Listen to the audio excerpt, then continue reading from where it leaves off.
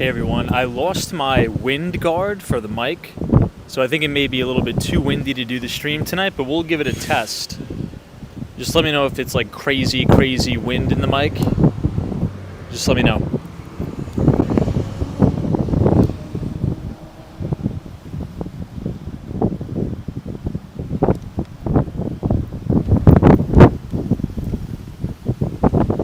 It's extremely windy. Let me see what I could do. For some reason I lost the wind guard.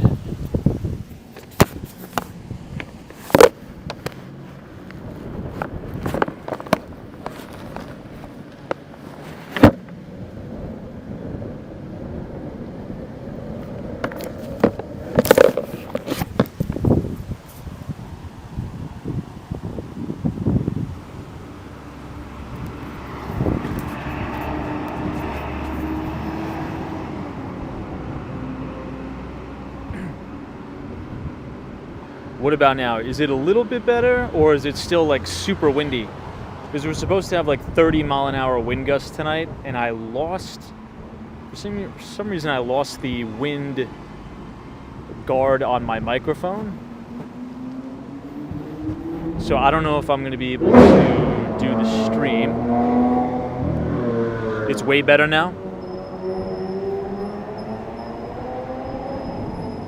All right. It may go in and out, but we'll give it a try. We'll make it a short stream.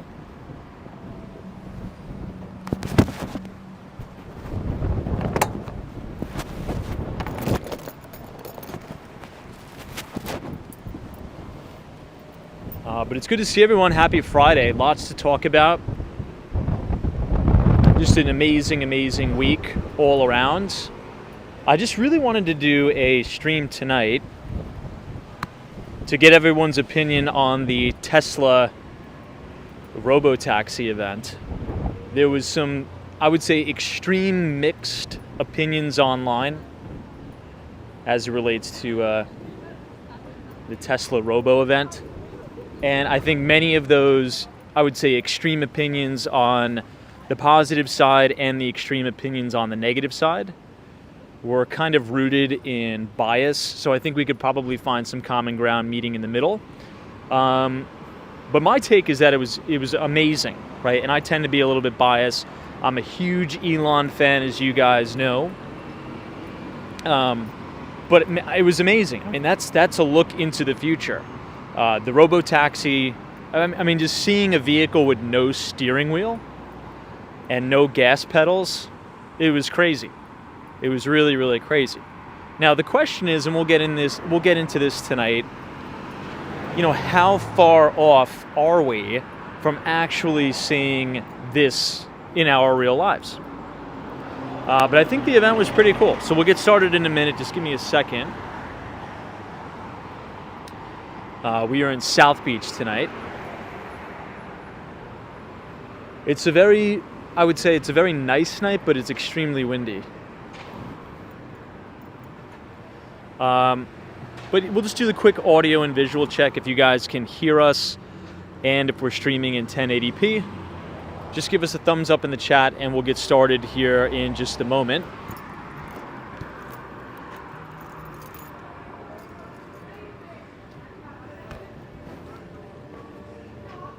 This is the One Hotel and Residences. I really like this place. It has cool, like, kind of cabanas outside. It's a really good Miami vibe. What's up, Dale? Always a pleasure. I see Professor Dario. Welcome to Miami, Professor. It's a beautiful night. I spent much of the day today in Little Buenos Aires, which is my favorite neighborhood in Miami. 72nd Street. I was at Cachito Coffee and Bakery. Hey, Bill, this is One Hotel is the bomb. Good to see you, Bill. Welcome to South Beach. Beautiful night, but very windy. It's kind of nice watching the palms kind of dance and blow in the breeze, though. But I think we'll go ahead and get started. Well, good evening, everyone. Welcome back to Walks in Wall Street. We are still in Miami, Florida. Today is Friday, and it was an amazing, amazing day in the markets, and it was really a pretty good week in the market. S&P 500 today, new all-time record highs yet again for the S&P 500, which is, pretty out of character, right? As we head into the election, I think the presidential election is less than 30 days away, and the market just continues to climb this wall of worry, and this is one of the strongest markets I've ever seen. And a lot of the individual stocks are acting quite well. I mean, Palantir, new highs, or at least trading into new highs. That'll probably handle a little bit. Off the back of the Tesla robo-taxi event, which was last night at 10 o'clock Eastern time. We had Uber hitting new all-time record highs today, breaking out of a nice cup with handle base. So a lot of things are actionable here, and just the broader market in general performing really, really well. Obviously, I want to get everyone's take on the 10-10 event, because if you've been tuned in to CNBC, any of the major, social media platforms like X and the like, there's a lot of difference in opinion. And I think much of that opinion is rooted in bias. Both people who like Elon Musk, such as myself, maybe I'm a little bit biased to say this is the greatest thing ever. And some people saying, oh, it sucks. It's junky technology, it's a scam. I mean, we've seen it all online. So, broad-based, what do you guys think? I think you're looking at the future there, and I really, really like the approach. And overall, I like the design of the vehicles, both that robo-bus and the taxi. I think I like the bus the best. I think it could seat up to 23 people in total. And the thing was just insane. It was really, really cool. I know, New England Crypto says I want to run a fleet of about 10 one of those robo-taxis. Now, what is the overall price target or the overall price point for that Elon said? I think one of the robo-cabs, which are those two-seater cabs, is, eventually going to get to around $30,000. I mean, that's a steal. That's a steal. Assuming it could actually get there. Alan says the robot serving drinks and watering the plants was wild. It was. That was insane. Those Optimus Tesla bots. It was crazy. The whole thing was wild. Yo, Charles says imagine college game day, the football players stepping out on robo-vans.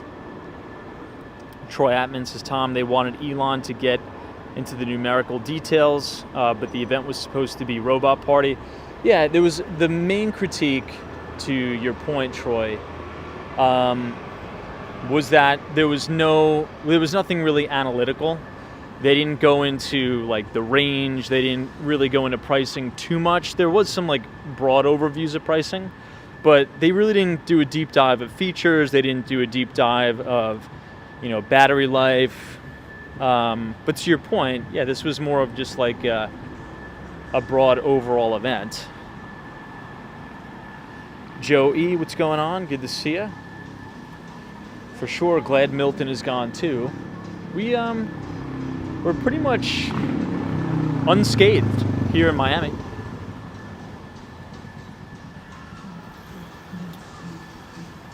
Alan says, think about it, $30,000 is cheaper than the average car right now.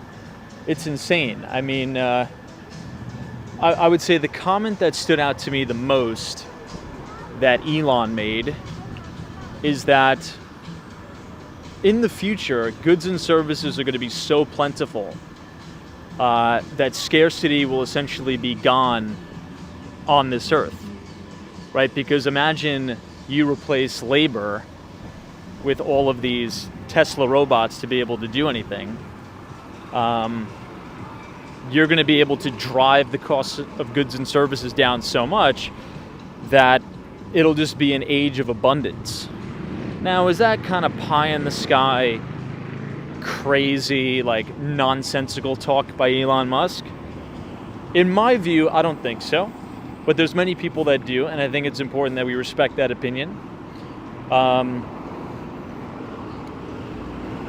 Elon Musk is kind of one of those guys you want to bet on, right? Like, I consider in the investment business, you really want to bet on the jockey. And I think Elon Musk, Zuckerberg at the time, Bezos, those are kind of the jockeys you want to bet on. Behind, at the face of every, amazing monster stock / company has been an all-star CEO. And I think everyone can agree, whether you like the guy or not, Elon Musk is an all-star, like rock star CEO, has created so much shareholder value over the years. It's almost insane.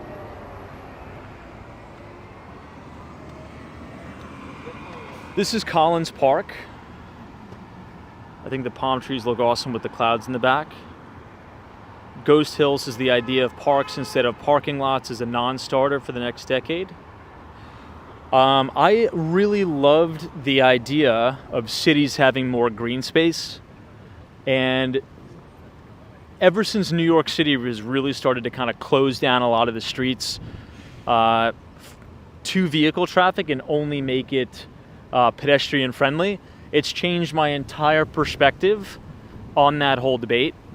So if we could have a world where we have free autonomous robo-taxis and we don't have to have these big, ugly, disgusting parking lots all over the place, and we could have, public parks like the one you see in front of us, more green space where people can kind of come and collaborate, I'm all for that. I think it's amazing. It kind of reminds me of when we do our walks in New York City, 23rd Street and Broadway all the way up through Koreatown. That street is totally closed off to the vehicle traffic, and it's only pedestrians. And the restaurants set up tables and chairs, and people could, share meals and have coffee. It's awesome. Erica, what's going on? Thanks so much for joining.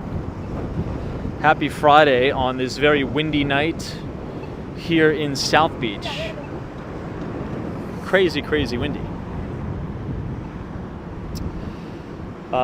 Hey, Adam Luke says, ones who criticize Elon have produced nothing of value. Well, look, I try to look at it objectively, and yes, I mean, some of the criticism of the, robo-taxi event from, I won't name names, but the typical Elon critics, Elon could have, came up on stage and said, hey, we have cured cancer, and people would have still criticized the event, right? I mean, let's just be honest, right?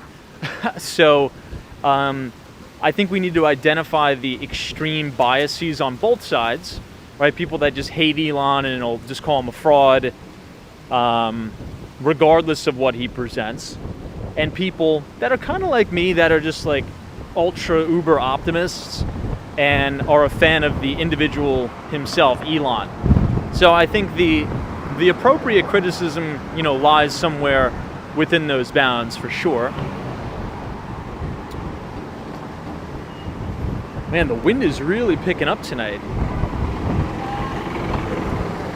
I'm actually the camera's shaking. I'll try to get behind a building so I could try to read some of the comments, but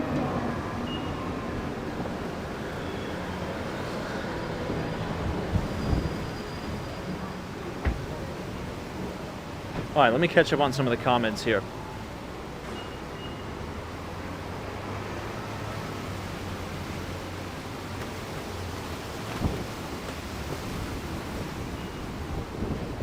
Try to get behind this wall.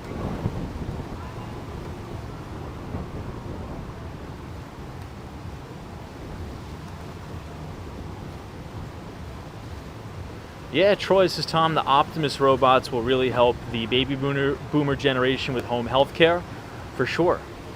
I mean, there's so many use cases, it's unbelievable. Lori says robocabs are great until someone runs into the car and throws a rock at it. I mean, there's always going to be statistical outliers.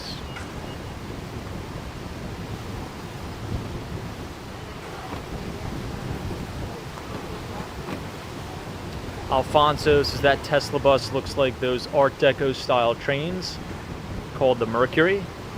I really like the design. There was a lot of people hating on the design. I actually really liked it. Now, it was interesting. Let's kind of talk about price action here for a minute. Tesla was down big on the decision as we're looking at these dancing palms here. But you know what was up significantly? Uber. Uber had a really, really good day in the market. If you go to my Twitter page or my X page and follow @WalksWallStreet, you'll kind of see what I'm talking about.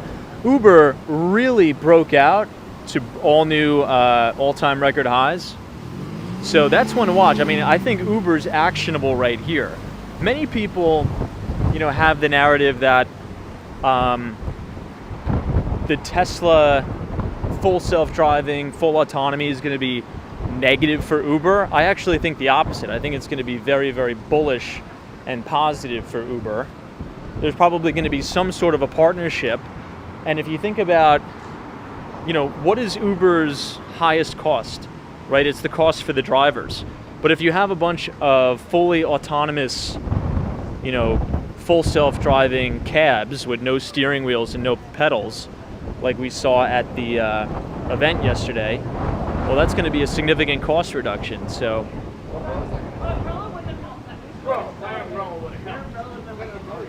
now I don't remember all of the numbers. I wrote them down, but I can't remember them off the top of my head. What did Elon say is the average price per mile? Or was it price per operating hour of like a city bus in comparison to what he can get it down to with the Tesla cab, as well as the bus? That was probably the most interesting part of the whole thing. JC says, Tom, there are rumors that Tim Cook may leave Apple in the near future. What is your views? I saw that. I don't know. I don't know if that's true or not. But I will say this. Tim Cook has been a pretty good CEO, and he's a billionaire. So he's getting older. I'm not going to say he's old, but sometimes if you've done so well and you have that much money, you kind of want to enjoy it at least a little bit.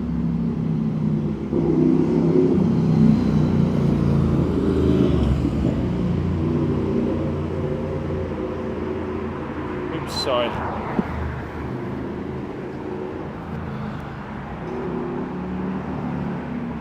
Wow, Alan, TD Bank just hit with the $3 billion fine. What's it for? Did they say what the specific fine was for? Now, we also had earnings from JP Morgan Chase today and Wells Fargo. And to be quite honest, I was so busy today, I don't even know how those banks did. Does anyone kind of want to take over my job and just give a quick synopsis of how those two companies reported? Because this is the official first day, the kickoff of earnings season. And we heard from our friend Jamie Dimon today, and I was just so busy, I didn't even have enough time to look. Alan says money laundering. Well, that's to be expected. I would actually be shocked if TD Bank and some of the major banks weren't participating in money laundering. I'd actually be more shocked. It's just the cost of doing business with them. Peter says, with no steering wheel, how could a passenger override the car to correct an anomaly in its driving? I think that's the point. Over time,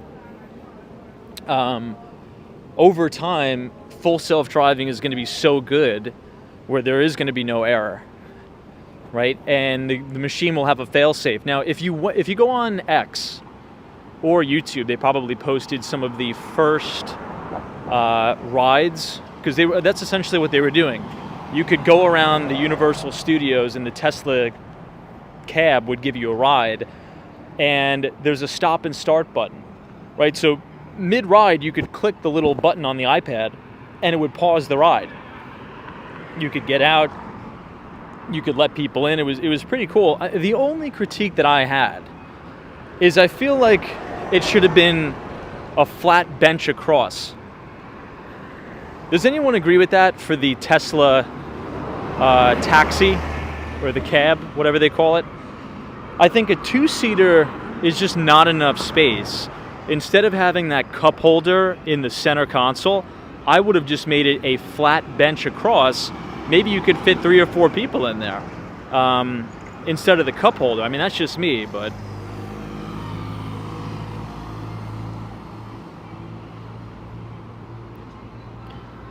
But the concept of the car and the design was insane, with those doors that kind of open. What is it called? Butterfly? Are those the style of the doors? But yeah, I think it's just a two-seater is not like economical. I think you could fit more people in there. I don't know. Again, I'm not Elon Musk. I'm not a genius, so I really like the vibe of this place.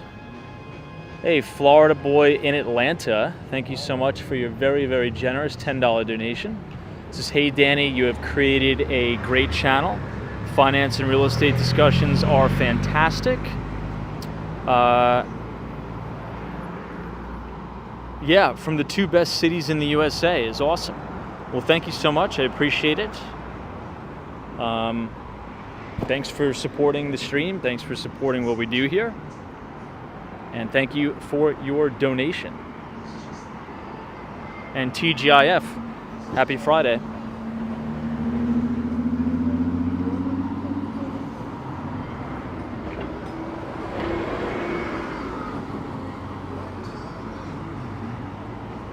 Ah, someone says Lamborghini doors. Got it.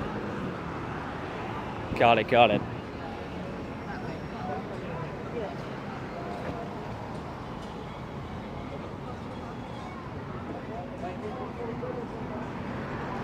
Now, this is going to be the brand new Rosewood development here. And they're keeping the original facade, which should be cool. I think these are already in pre-sale, and they haven't really even started building these yet. Yeah, Troy Atman's Cybervan is a great idea for group outings. Now, another thing, though, I feel as if these things would only really work in major cities, right? And for a country like the United States is just a massive country. Like, it is so freaking massive. So, I mean, some people can go in all conspiracy and say, 15-minute cities, Bill Gates. But I think, generally speaking, you'll probably see a huge transition and a change of what cities are going to look like, and I think that's a good thing. That doesn't necessarily mean there's going to be no rural America, but it'll be much easier to get around cities and much, much cheaper.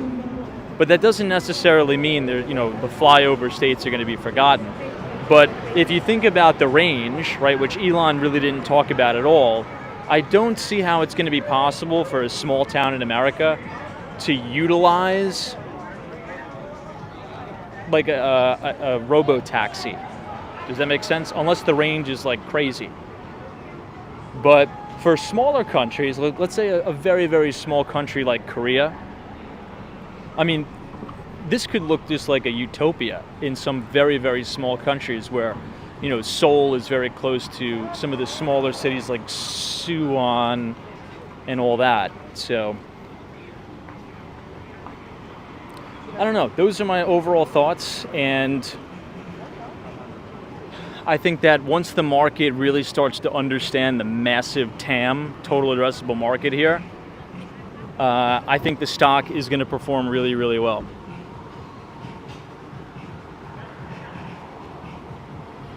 Hey, Rocky Rocks says there was some criticism for Tesla.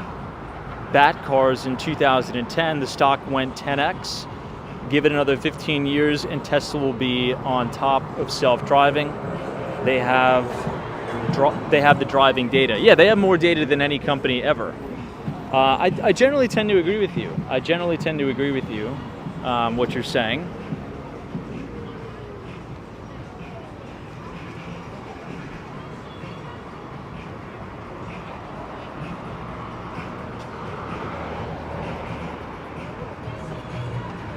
Tomahawk says that's probably true for EVs in general in rural areas. I would say yes. The main problem in the US is our infrastructure just doesn't support any of this stuff, right? We don't have infrastructure to really make EVs work right now, in my opinion. Even at this time, right? And you see Teslas all over the place. The problem is, like, I have clients all the time, in Manhattan saying, hey, I want to buy a Cybertruck, I want to buy a Tesla Model X, or I want to just buy an EV in general.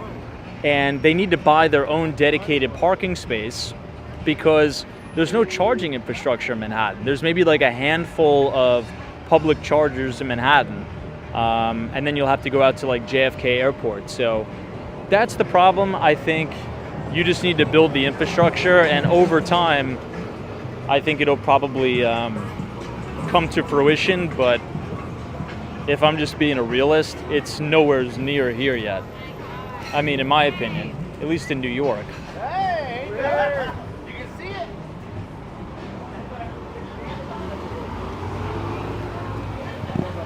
This is like a hookah lounge place on 17th and Collins. There's a really nice mural on the side of the Gale here, and then you also have the SLS Lux Tower. Hey, NBA Elias says, hello, Tom. I hope you had a good week. Likewise for you. I mean, I think overall, we got to look into the future with the Tesla. Speaking of Tesla, there's one right here. With the Tesla Cyber event, or Robotaxi event. And number two, we had S&P 500 hit new all-time record highs today. So no complaints at all. This market is super, super resilient. Now, across the street, this is the SLS Hotel. This is a really nice hotel looking right over the boardwalk.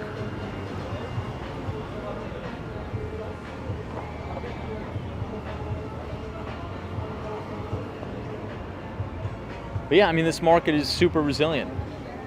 New all-time highs for US equities going into the election, which is crazy. I mean, if anything, I was expecting maybe a little bit of a sell-off running up into the election, and then after the election, kind of buy that fear. But I mean, it just looks like the market is super strong. Yeah, that's another thing. Clarence Jackson says MicroStrategy blew away the 52-week high today. Well, Bitcoin reversed like $2,000. Let's just try not to get hit by this car that's going to run the red light. But Bitcoin reversed, and I think it was up $3,000 on the day. Where is BTC trading at right now? Like 63.2, 63.5, something like that. But yeah, I mean, I continue to be bullish Bitcoin and gold long term, particularly, I mean, just from a global macro standpoint, right? You have China easing, going to print a bunch of money. You have US easing, going to continue to print a bunch of money. I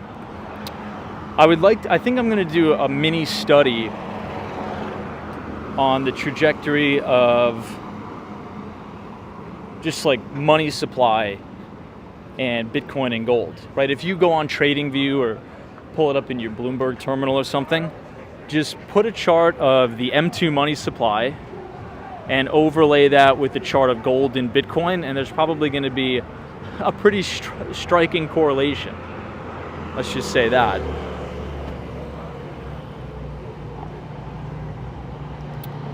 Hey, 21, good to see you. New England Cryptos is 62,900. Got it. Getting a little bit ahead of my skis there. But, a lot of individual names are very actionable. We spoke about Uber. I mean, go and look at a weekly chart of Uber. I mean, the thing is absolutely perfect. Beautiful cup with handle.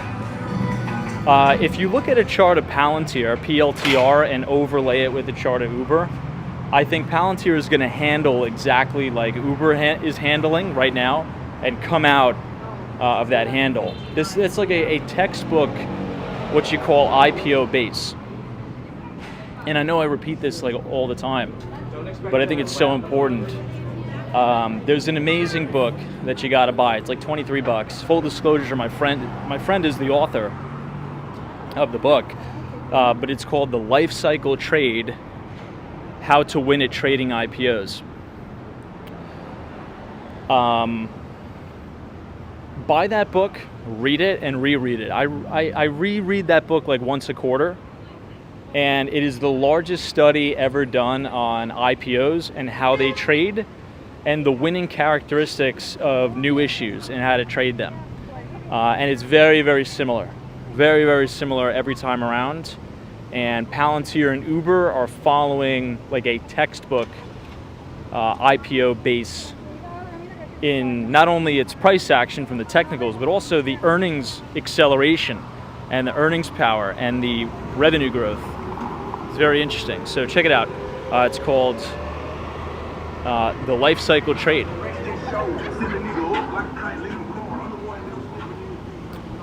New England cryptos, 63,280 is the daily high. You were right. Clarence Jackson says Palantir has a great future, especially as a government contractor, and now getting into the commercial business. Yeah, and Clarence, one of the main things is everyone is complaining and everyone is freaking out about the valuation being sky high and ridiculous. You know, studies show that's actually what you want to see. You want to see a massive, it's called multiple expansion, right as the company's breaking out of an IPO base and right as earnings and sales are ramping. Like that is like textbook what you're supposed to see. Before these monster stocks go on their major moves, they always trade at ridiculous nosebleed premiums. Always. Hey, Hank P, good to see you. Welcome to South Beach. Esmeralda, cheers to you. Welcome to South Beach, Miami as well. Peters is JP Morgan, Wells Fargo, BlackRock, BNY Mellon generally beat on earnings expectations and also beat on revenues. Investment banking was really good at JP Morgan. It's kind of how I expected. I think the financial sector is going to surprise this earnings season, and I think investment banking revenues are really going to skyrocket. It's going to be interesting to see how a lot of the boutiques report. I think Jefferies reported, what, about a month ago, 3 weeks ago? And they crushed. They did a really, really good job. It's going to be interesting to see what Goldman Sachs reports. I think they're going to totally knock it out of the park. But yeah, I wonder where the XLF is trading at right now. Hey, Kathleen says cooking inflation having major impact on general public's outlook, in my humble opinion. Yeah, for sure, but I mean, we just got the CPI number, and it did come in a little hotter than expected. What was it, 2.4% CPI. Shelter's coming down a little bit faster, but you know, overall, the trajectory is that inflation is trending back to that 2% target for the Fed.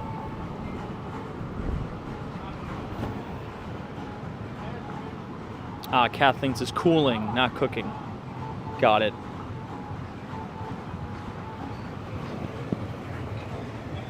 But also, I mean, I think everyone understands that, you know, the real inflation rate is probably not 2.4%, right? It's probably, your personal inflation rate is probably a lot more than that. I know mine is, but those are the numbers that we got to go by. But generally speaking, I love the look at this restaurant here. NBA Elias says, Tom, Uber was up 11% today because of the perceived Tesla fiasco presentation yesterday. I actually have a little bit of a different take on that. Everyone says, Uber's up because Tesla's event bombed and it sucks. I don't view it that way. I'm actually super bullish, or may I say uber bullish, on Uber, and uber bullish on Tesla in the long term. I don't see how Tesla's robo-taxi business hurts Uber, I think it actually helps Uber. There's probably going to be multiple partnerships, and the TAM, the total addressable market, is big enough for 2 people, 3 competitors, or even 5 competitors. So, but I mean, to your point, yeah, I mean, Uber's breaking out of an ice handle, new all-time highs, beautiful IPO base there. It's crazy to think, when did Uber IPO? 2021 or 2020? It was during the pandemic.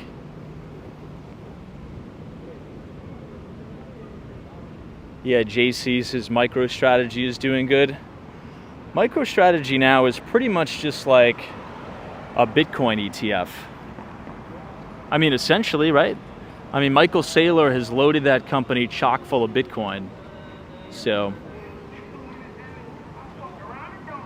it's pretty much just like a Bitcoin ETF in my view.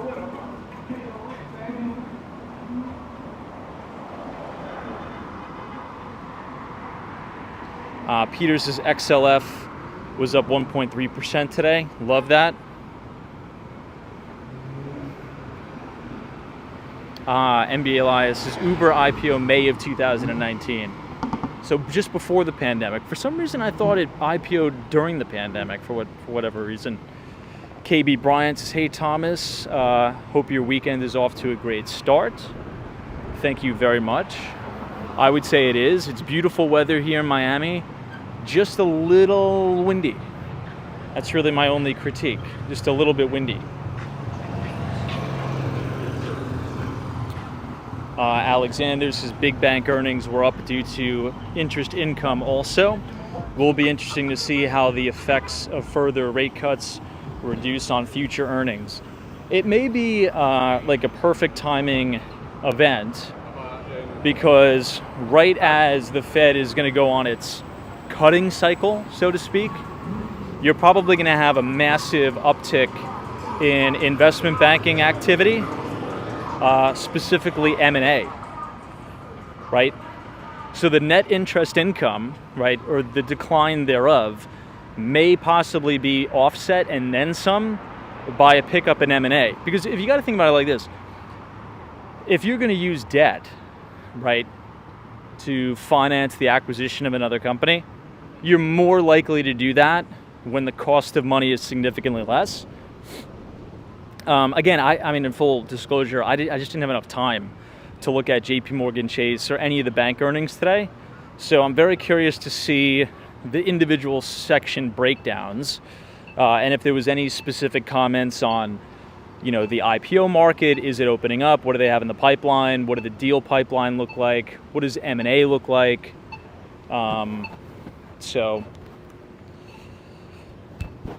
Was there any like special comments or specific comments, like upbeat on mergers, upbeat on like what IPOs are looking like? Anybody? No?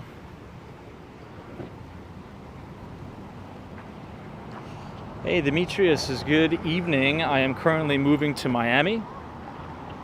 Are you helping people finding a rental condo as well, or just to buy? I'd like to check out Little Buenos Aires area that you talked about.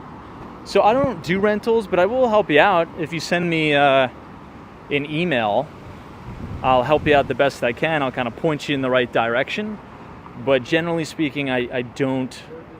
I deal with like usually more high ticket, high price point sales, or like high ticket price point rentals. But if you need help, I am here to help, and I will help you out. But good choice, by the way. Little Buenos Aires is fantastic.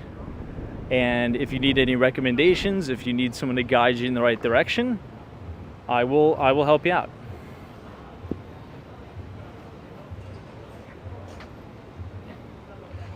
This is now Espanol Way.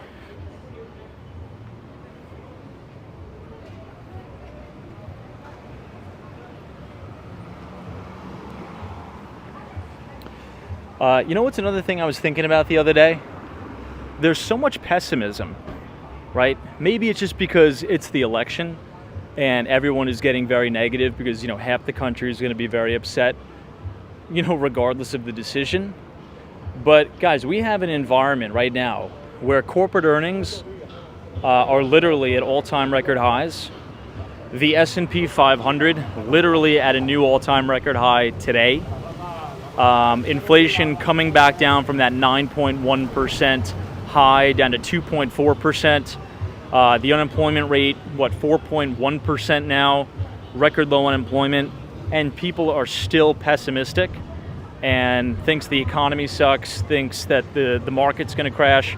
That is like a magic elixir for bull market fuel. When you have the market climbing a wall of worry, when you have people underinvested, underexposed, and you have all of these tailwinds of just, an AI super cycle, a cloud computing super cycle. It's like all of these different factors are aligning and corroborating at once. This is, it's freaking go time in the United States of America. I really don't know what else to say. We'll see. I remember when the S&P was just kind of emerging out of that bear market, and we were talking about, hey guys, this is go time. This is new bull market now, and we were getting a lot of heat on the stream. But it is what it is.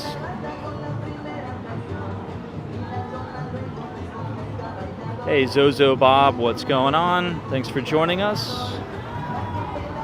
Demetrius says thank you, appreciate it. What is your email? My email is thomas.malloy@element.com. But if you just type exclamation point Thomas in the chat, what's it called? It'll drop the link to all my bio. Nick says you were wrong. I don't know. If you've been reading any of my newsletters over the past year, we've been long and strong. So I don't know. I'm not right all the time, but directionally, I think, to be fair, if you've been watching the stream and reading the newsletters over the last year, there's been nobody that's been more optimistic and bullish this market than me. And it hasn't been easy to do so, but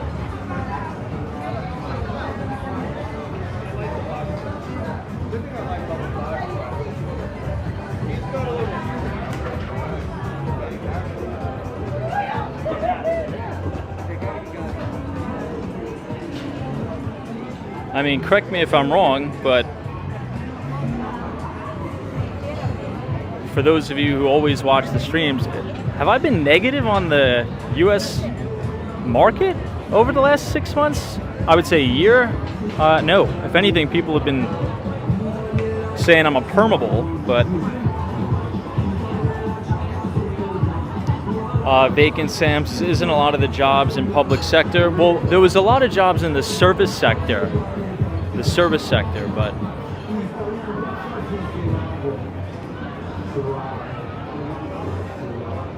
But anyway, also the beauty about investing in America is you can actually be wrong the majority of the time and still make an absolute fortune, right? Think about some of these bears out here where, they go on CNBC and they just spew bear porn, but they're billionaires because they got one trade right once, but they bet massively on that one trade. It's just all about risk management, right? The best traders on Wall Street are wrong the majority of the time.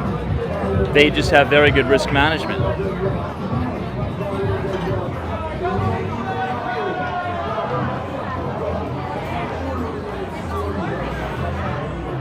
KB Bryant says, what are your thoughts on Kava after that big run-up in the last year?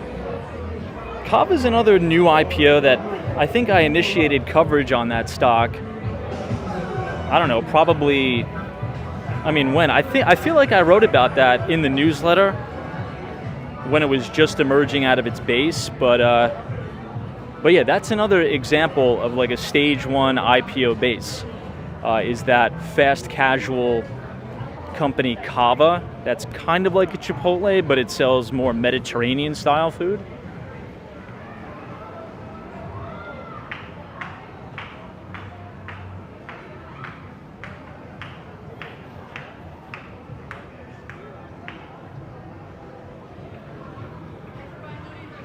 I would say my worst investments over the years have been in China.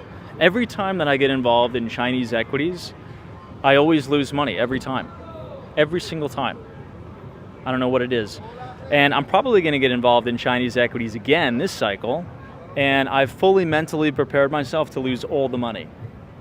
Well, not all of it. I'll risk manage the positions, but I've mentally prepared that I'm not going to make any money in these trades in China. I don't know what it is, maybe it's just me with China, but it's just, I've never made money in China, ever.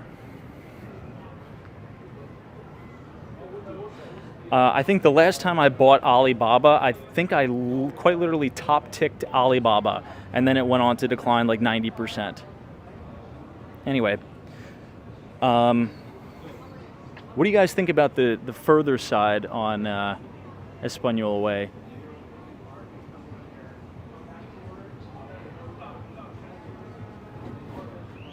MBA Elias says, Tom, JP Morgan focused its investment. Fees surged 31%, trading revenue up 8%, net interest income grew 3%, and indicated we may be in a soft landing. I find the soft landing and the hard landing talk like so hilarious. I mean, how many times are we going to turn on CNBC and there's economists arguing about, are we headed for a soft landing or a hard landing? Like, guys, we've been talking about a soft landing or a hard landing for I feel like it's been 2 years. I mean, how high does the S&P 500 have to go until we can definitively call it one way or the other? Or, what does the GDP prints have to come in? So I try to stay away from that conversation. I just try to be in the market we have. But the last 2 GDP prints in the US, well, the last one was revised higher. I think 3% annualized growth in the US. I think the Fed's done a pretty good job, even though I'm one of those end the Fed people, but I think we have to live in reality. The Fed's never going to go away. So I believe Fed Chair Jerome Powell has done a good job as anyone could do. I don't know. Troy Admin says, Tom, I know you like Tesla long, but what do you think the stock does in the next 3 months? I don't know. I'll say this. I think Tesla bottomed in April. I think that big crescendo sell-off that we had in April was the bottom. I mean, you could go sideways here, but the thing is this. If you go and pull up a monthly chart of Tesla, right? Tesla always tends to have these very long and drawn out corrections, both in duration and in depth, right? So on a percentage basis, so price and duration. And then it'll go on these parabolic runs. So maybe it just needs to, cook a little bit more and have some of these earnings reports come in better than expected.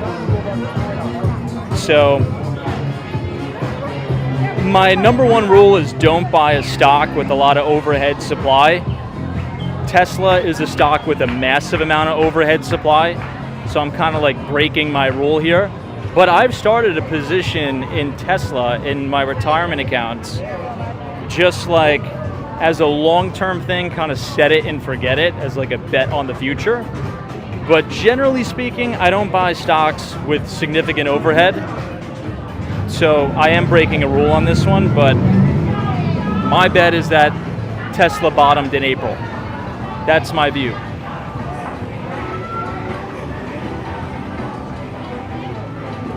Hey, Patient Lobsters says greetings from Israel. What's up? Hopefully you're safe. Hopefully everything is kind of calming down over there. What's it like over there in Israel right now? Could you give us an overall synopsis? Is it safe, or is there still air raid alarms going off?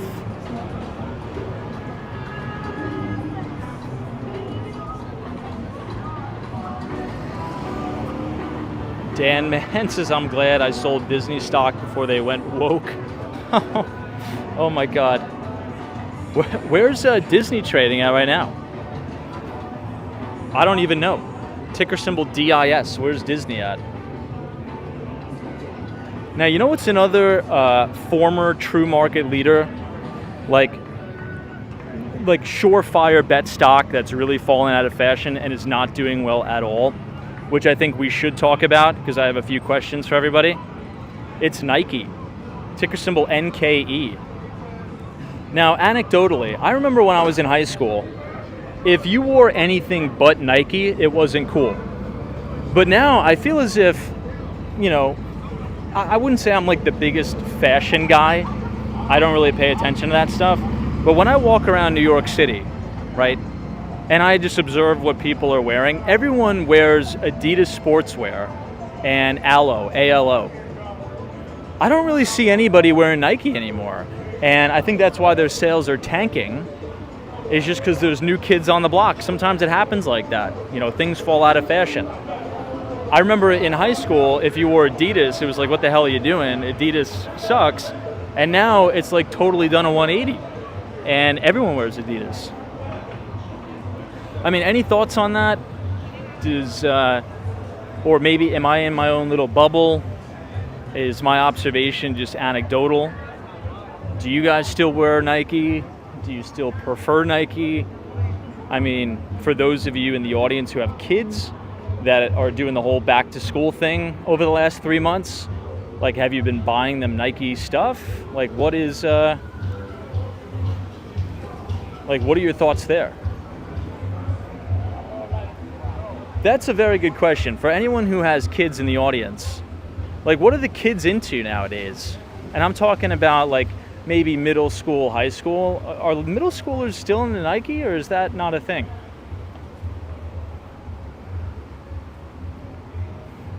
Char West says, I like Adidas. Someone says New Balance now. Someone says Kanye saved Adidas. Are they still in partnership, Kanye and Adidas? I don't even know. Reggie44 says Nike's down 22%.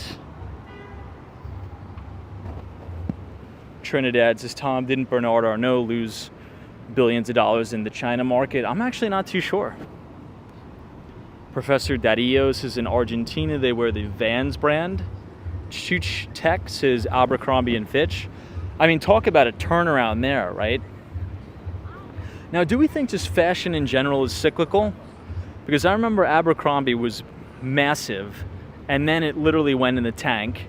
And now apparently people are telling me it's back, and all the kids are wearing it again. JK says Adidas equals soccer. Well, anything Leo Messi wears, if you're interested in soccer, it doesn't matter what country you're from, you know, you like Leo Messi. And I think Adidas is has a huge partnership with Messi, so. DC says maybe New York boycott Nike because Kyrie Irving from the ex-Brooklyn Nets was dropped by Nike? Really? I didn't even hear that. Kathleen says Hoka and OnCloud shoes dominate here. Let me take a screenshot of that. Hoka and OnCloud. I haven't even heard of those. Troy Atman says OnCloud, ticker symbol ONON, is up 85% year to date and is a huge competitor of Nike. Oh my God, I mean, do I have my head in the sand here? Let me screenshot this. Hey, let me take a screenshot. I should probably start paying attention a little bit more because now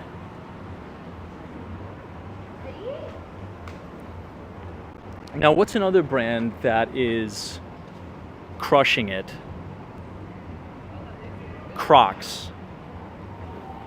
Anyone know where Croc stock is trading? I think that brand is crushing it too.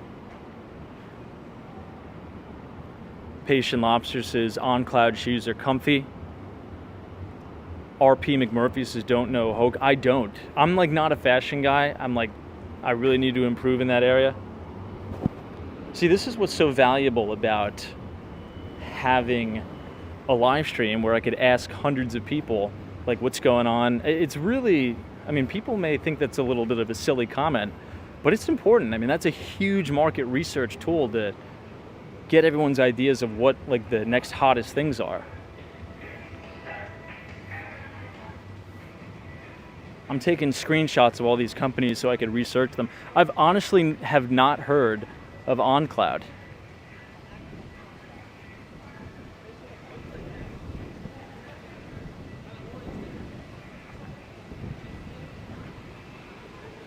Wow, look at how beautiful the Betsy Ross looks tonight. That's an awesome view with those two palm trees.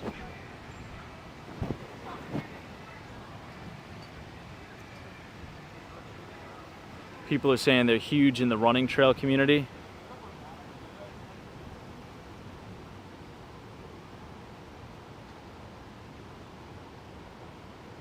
Interesting.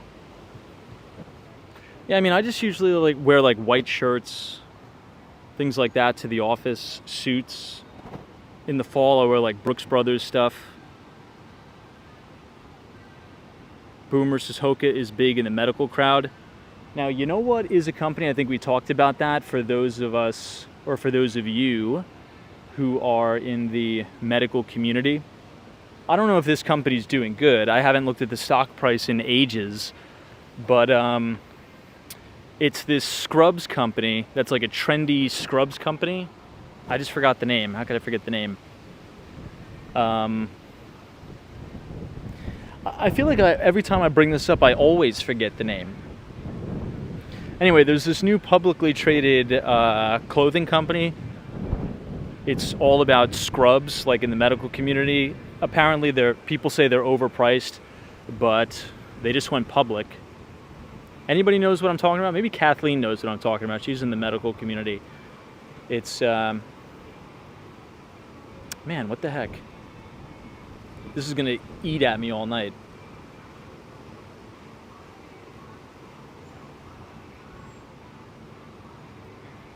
No, it's like medical, FIGS. Thank you, Dan, you're the best. You're correct. So FIGS, F-I-G-S is the ticker symbol as well for the stock. Again, I don't know how the stock is doing or performing, but I remember when it IPO'd, I was quite curious. But the feedback that I've gotten from that brand is that it's super, super expensive. But in the medical community, apparently it's huge.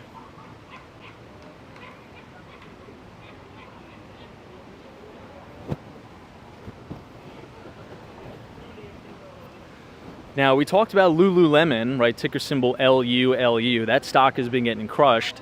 And I think it's because of the competition from that aloe brand. I don't think that company is publicly traded, rather. But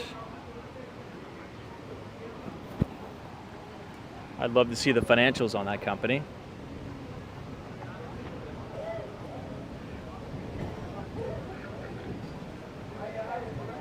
Wow, look at how beautiful this palm looks. But if you guys are enjoying the live stream so far tonight, feel free to leave a like on the video and click the subscribe button if you're new. We do these live streams every single night starting at 8:45. Also, if you're interested in a lot of this financial talk, we also write a free investing newsletter for the group. We send it out every other Thursday. We just sent it out this past Thursday. If you'd like to sign up for free, you can just scan the QR code on your screen, punch in your email, and you will receive it. It is our Substack. I kind of like this building, the Marriott Vacation Club with the blue backlight. Oh, remember yesterday we were talking about that chicken strip company? Somebody sent me an email all about the company. The founder, he's retained, I think, over 90% ownership of the company. He's the richest guy in Louisiana. He's worth like $9.1 billion. And during his college years, he pitched the business idea of raising canes to his professor, and his professor hated the idea. He's like, this is a really stupid idea, according to this email I got from this person. the professor's like, hey, this is a really stupid idea. Raising canes is never going to work in Louisiana. Nobody's going to buy chicken strips. You know, almost 20 years later, the guy's worth almost $9 billion. Crazy. So always just try it. I think that's the lesson there. If you have an idea, just give it a try. If you fail, it's not the end of the world.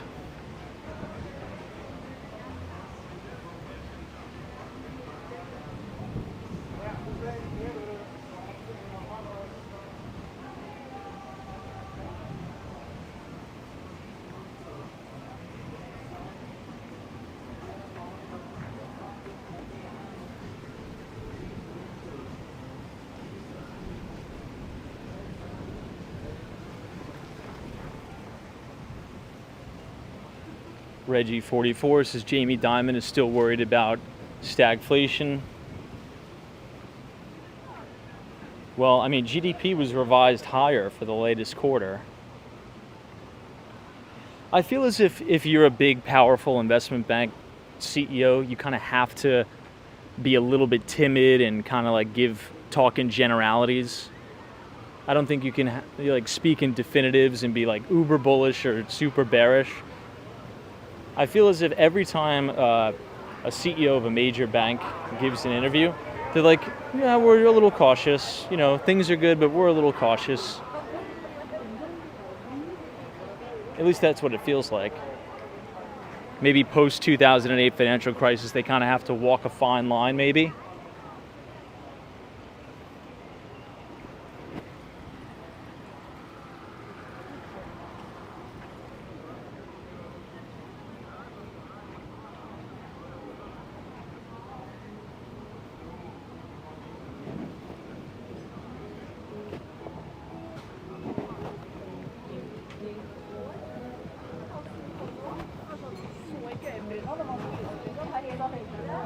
Alexander says Boeing announcing today 17,000 job cuts, 10% of their workforce.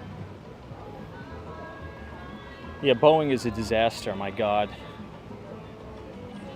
What an absolute train wreck.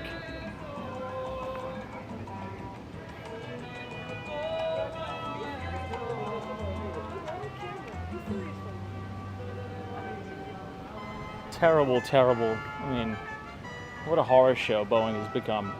It's kind of sad.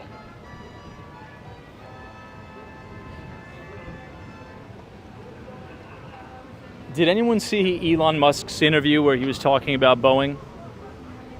Now, I don't know if this is true or not, but the government awards like something like 10 times more government contracts to Boeing than they do to SpaceX. And the only project that Boeing did that sent someone to space, they got stuck up there and SpaceX had to go up there and get them.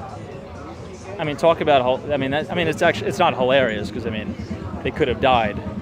But the only space exploration mission that Boeing was in charge of, it got them to space, but it couldn't get them back. And they had to use SpaceX to get the people back. It's crazy. Crazy stuff.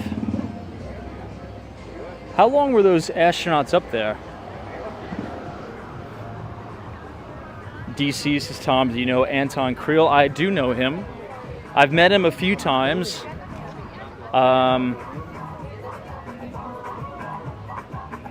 was actually at a bar with Anton Creel in Manhattan a few times. As well as this guy, Raj Malhotra. He used to be the, I think, the head managing director at Bank of America for index options. I believe he got his career started at Nomura, and then he was hired away to Bank of America to run index options. But I think they do like teaching or coaching or something to that effect. But yeah, he's a good guy.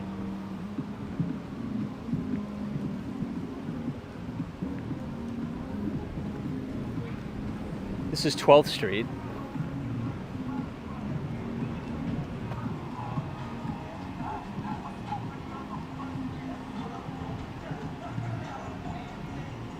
Yeah, NBA Elias says Boeing is a classic tale of a company losing its way. It kind of reminds me of the GE fall off, but now that GE's been split up into separate divisions, GE I think has actually outperformed in a major way this year.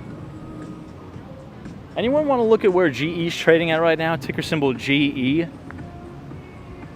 I mean, the long-term chart of GE is hilarious. It's up all the way down, up all the way down. I think things really turned around. Who did GE bring in? I think they brought in Larry Culp as CEO. Really turned things around. Wow, this is an awesome, awesome shot.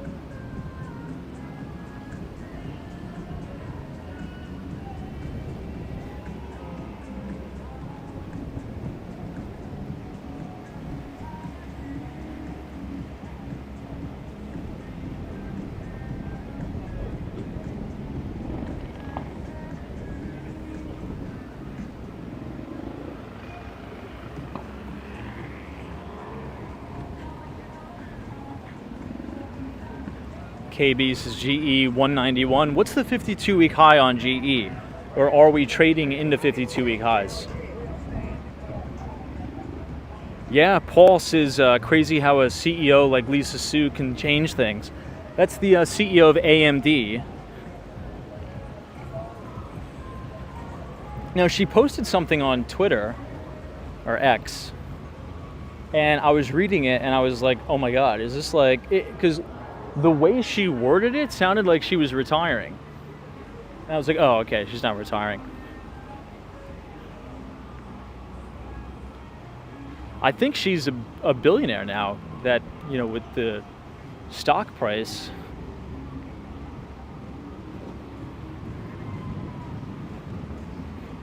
Yeah, Paul says, I hope not. Paul, go to my Twitter. I always say Twitter. I'm trying to say X, but there's no way that X is ever going to catch on. Anyway, I think this is the Versace mansion.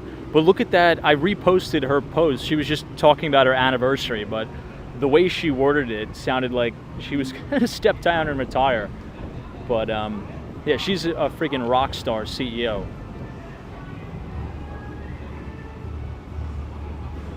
Hey, what's up, Jonathan? Happy Friday to you. Happy to be here in Florida.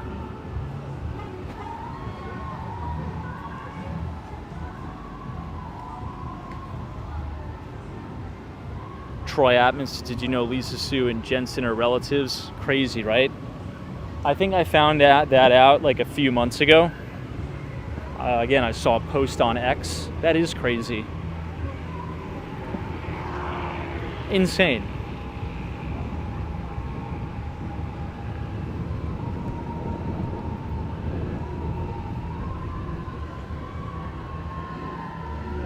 Someone says breaking, Trump rally tonight is a flop. I don't understand how anyone could like ever sit through a political rally. I mean, regardless, you know, if you like their politics or not. I just don't understand that. Maybe it's just not my thing.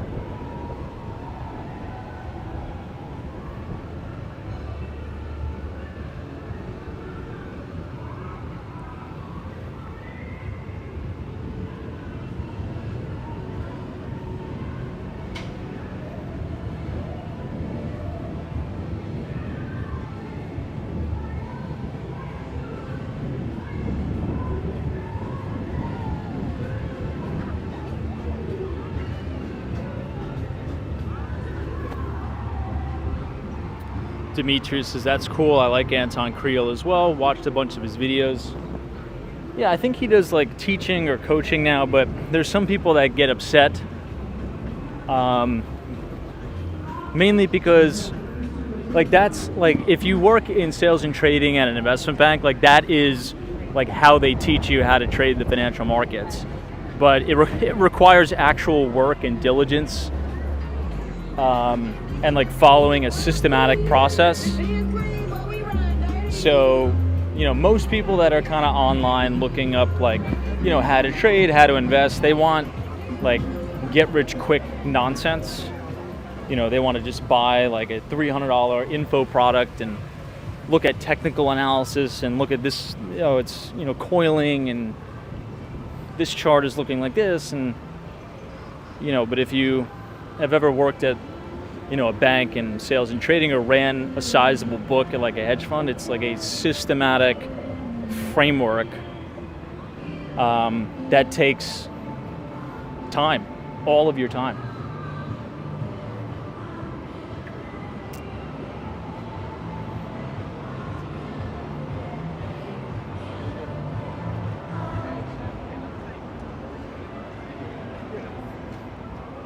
Or you could just buy the S&P 500 that hit a new all-time record high today.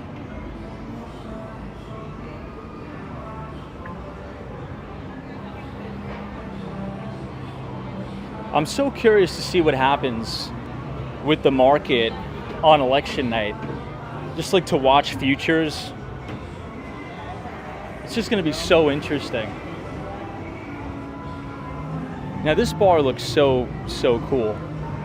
It's like an indoor/outdoor feel. You can see like the bar stools here.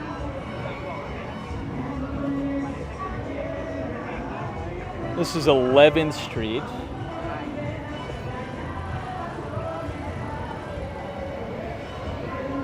Hey Emmanuel, what's going on?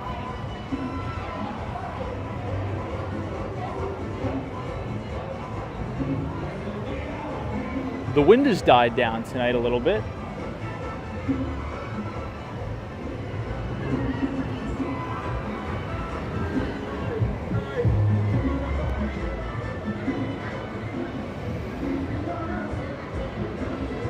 Oh wow, yo Charles, Tom, I'm about to hop on a plane to Vietnam. Wow. Well, safe trip. Safe trip. Keep us updated.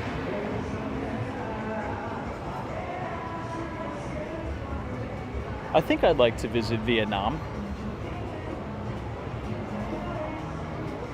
Really? Someone says early voting is down 58% in comparison with 2020? Huh. Interesting. Now, not to get too political, and I'll tell you the reason why I'm asking this question in a second, but do you guys think that this election, 2024, is going to be a record turnout for voters or not? What do you think? Again, I don't care who wins. I respect everyone's opinion. If you want, Harris or Trump. But do you think this is going to be a record turnout for voters? Emmanuel says, do you think it's going to be a record turnout? Doris says, I voted early for the first time ever. Wow, first time voter. Jasmine says yes. DC322. So everyone's saying yes except Reggie. Cole says yes. Zozo Bob says yes.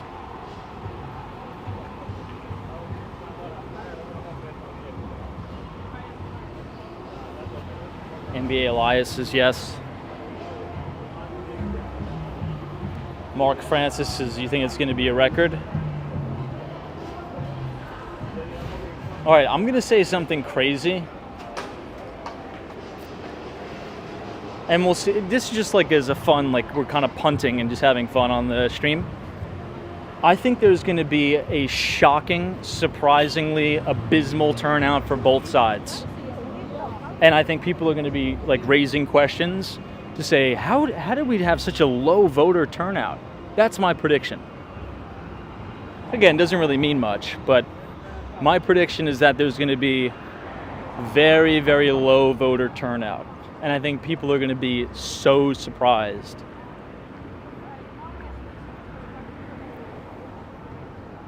I still haven't figured out what we're going to do for election night, because I really want to stream during the election night. I think it'd be fun. I just have to figure out an appropriate and safe, okay, that's the key word, and safe place to do it. I really want to do it in Times Square and just leave the camera pointed at the election maps in Times Square, and we could have a chat, and just because it's exciting, right? I'm not a political guy, really. But it's always exciting. Everyone watches the presidential elections, to see, who's winning what state. It's just very, very exciting. So I've yet to really figure out what we'll do. Maybe I'll stream it from the office just behind the desk and people could just tune in and out, have a chat. We'll make it like a happy hour thing.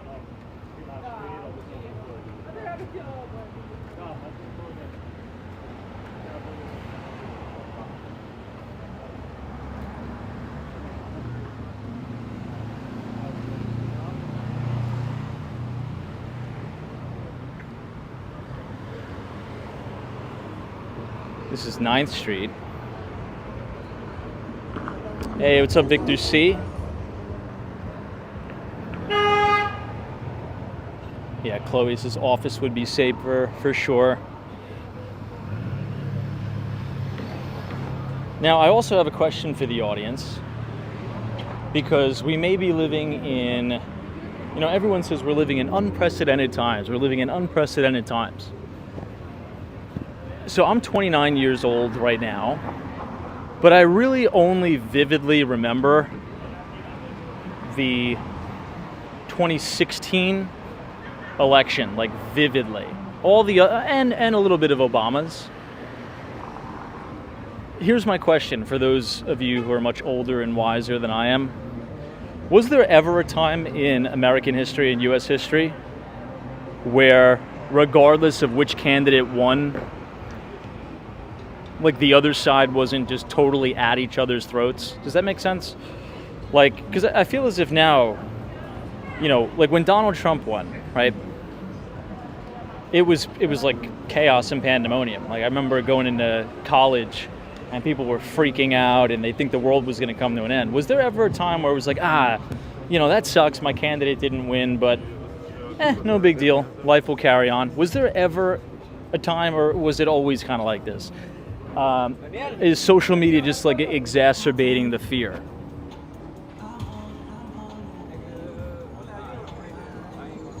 John says yes, prior to W. Bush. Paul says 1980 and 1984 were fine. Steve says 2016 was definitely the first time. Esmeralda says 2008 was a big deal when President Obama won. Yeah, but I feel as if like people, like it was like, Obama won. There was some people that were like, everything, the world is going to fall apart, but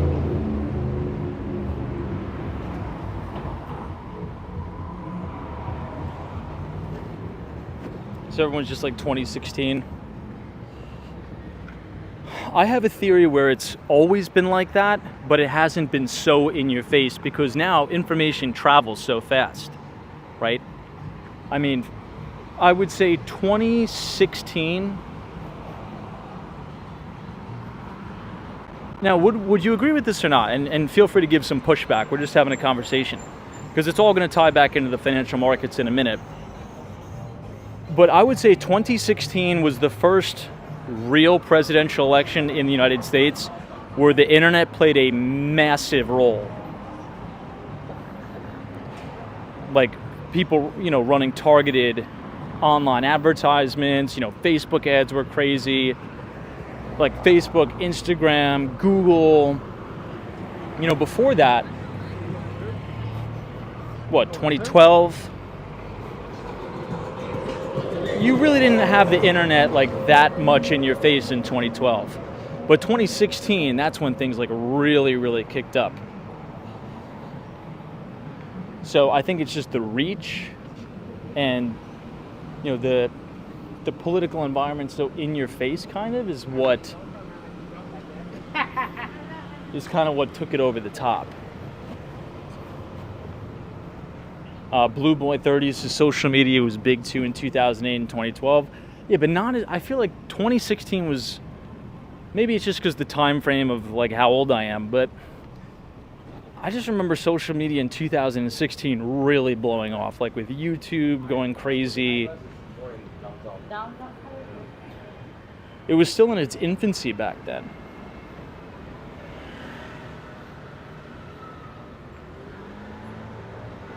Yeah, someone says after the social media boom, people overreacting started to get worse. Yeah, sensationalism is what I would call it. Troy Atman says, Tom, Twitter really makes everything real more scary. Hurricane Milton, for example, all week long, just constant fear and anxiety hammering on social media. That is true. Now, I don't really want to downplay the hurricane because some people lost everything and it's tragic. But it is true the media made it out to seem like the entire state of Florida was going to be uninhabitable. But, I mean, Milton did cause, like, ridiculous damage, like crazy, crazy damage. I was even worried about it here in Miami a little bit, and we weren't even supposed to get it. And we got nothing. It was actually quite nice weather out in Miami.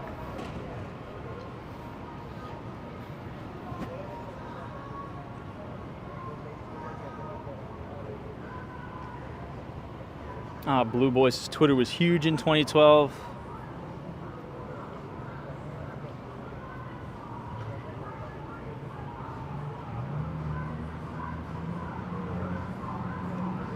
Allen says foreign adversaries have a role too in our elections, in my opinion, for sure. And I'd go even further and say we meddle in other countries' elections too.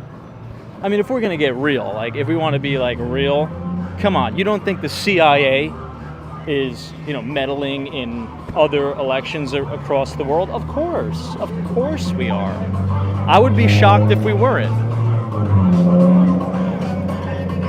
It's kind of like a thing where everyone, even that are allies across the world, are spying and, doing espionage on each other.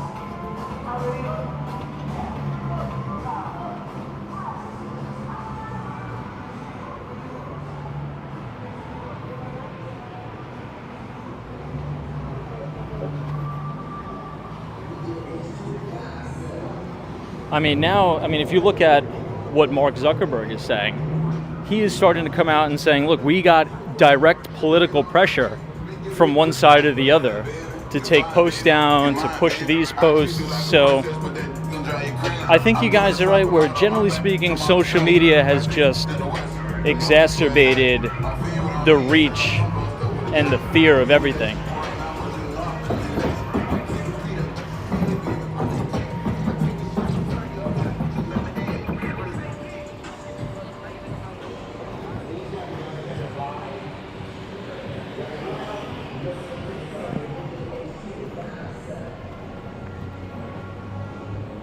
I just realized there was an equinox right here.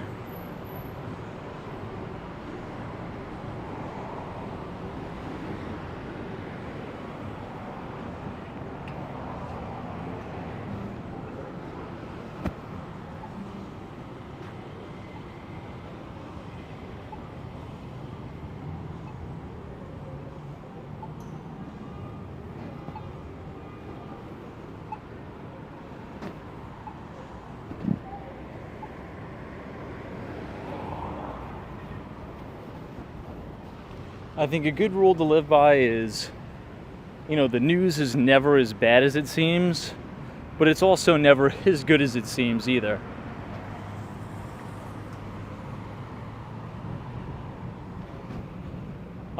Troy Atman says, Tom, do I have any tricks to... What did you say? Let me see. Troy Atman says, Tom, do you have any tricks you use to stay focused and stay off social media? I would say I am an over user of social media, but the social media that I use ties into like what I'm interested in, and it just so happens to be the financial markets.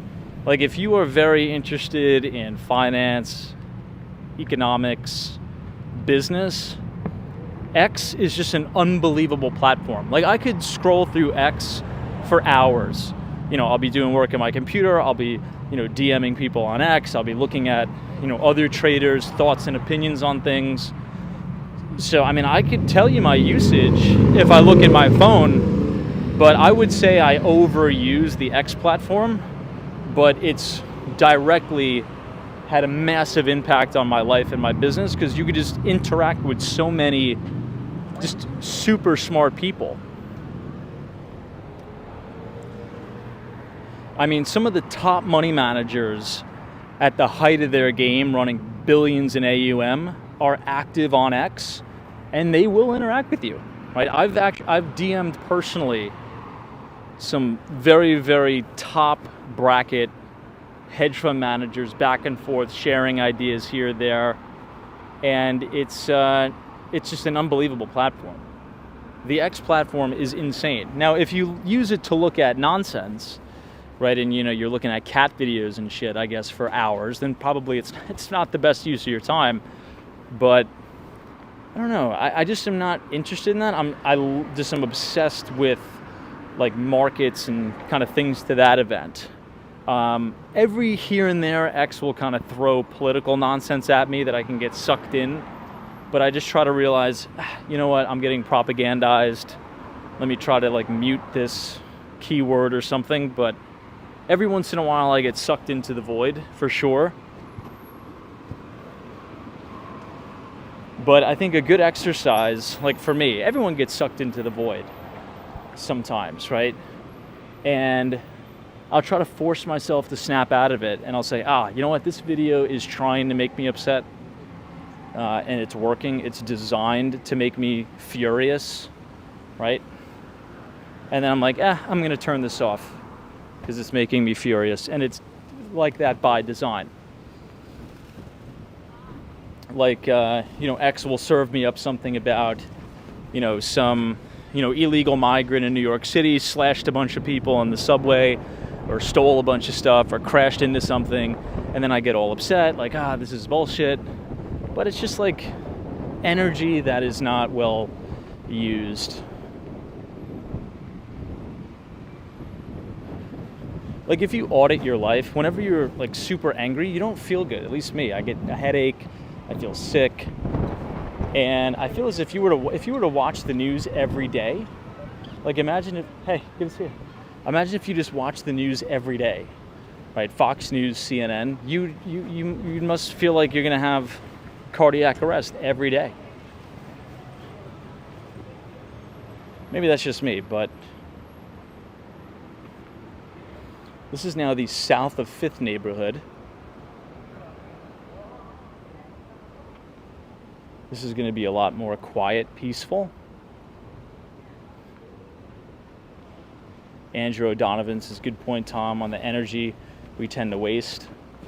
And look, everyone falls for it. I fall for it, but like if I see something, and you could tell like the talking points on both sides, it's meant to like infuriate you. Like, look at this, look at this, look at this. Your tax dollars are being wasted on, these migrants, and they're committing all these crimes, and it's you get furious, and like steam comes out of your ears. And then it's like, okay, look, it's not that bad. It is bad, but it's not as bad as they make it seem. And if I just consume it all day, it's going to consume me, and I'm going to get all stressed out. I don't want to be all stressed out.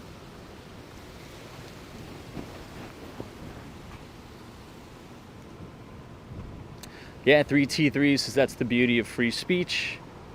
You have to use your brain plus figure it out, plus not accept the narrative for sure.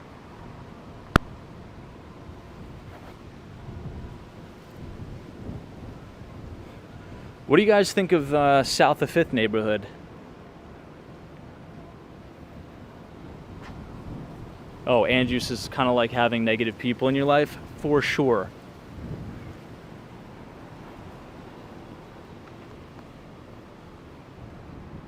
That's why it's very, very important. You have to really, really watch the company that you keep. If you have one bad actor or one bad egg that's always, negative, everything sucks, complaining all the time, I mean, that is not a good situation to be in.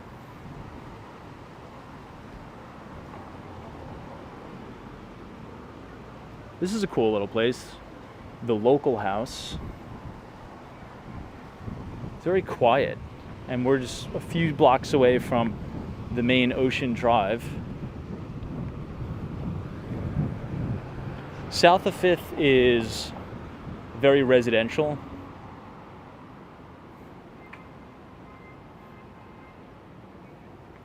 Someone says, why are the streets so quiet? Probably because everyone is out partying in Brickell.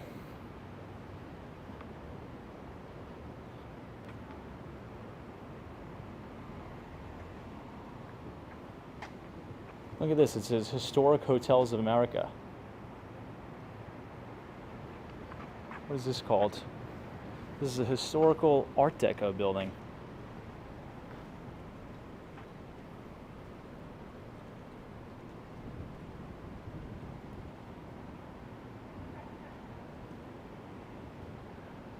Hey, pup. Good to see you. Long time no see. Hopefully you're doing good. We're just having a chill Friday night stroll through the south of 5th neighborhood of Miami.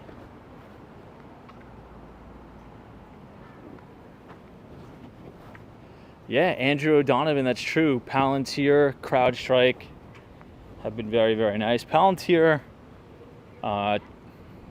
almost completing its full stage 1 base. And Uber, new all-time record highs too.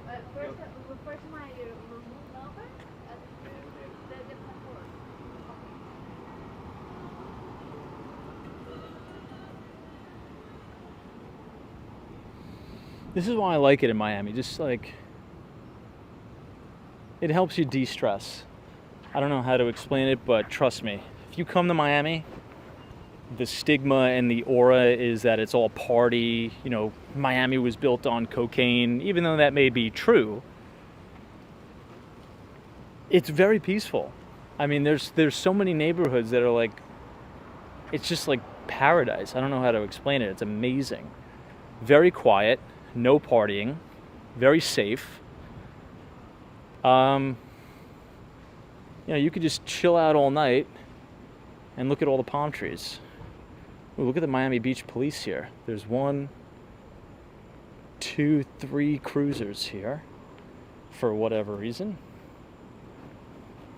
Hey, the Mighty Bull, thank you so much for your $5 donation. Appreciate you. Says, I love your show, Tom. Very orderly and informative. Thank you very, very much, Mighty Bull. Hope you're doing well. It looks like they're looking for somebody or something.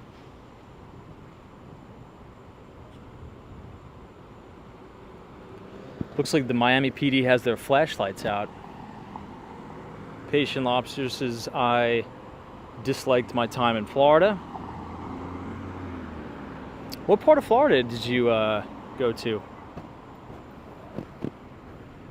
Patient Lobster, if you come back to Florida from Israel, I'll show you some, like, you're going to have a totally different outlook on Miami. Lee says they're looking for me. Let's go investigate what they're doing. They have their flashlights out and they're looking at the ground. Maybe someone was running or something, or maybe a lost dog. There seems to be a dog just like roaming around right here with nobody around.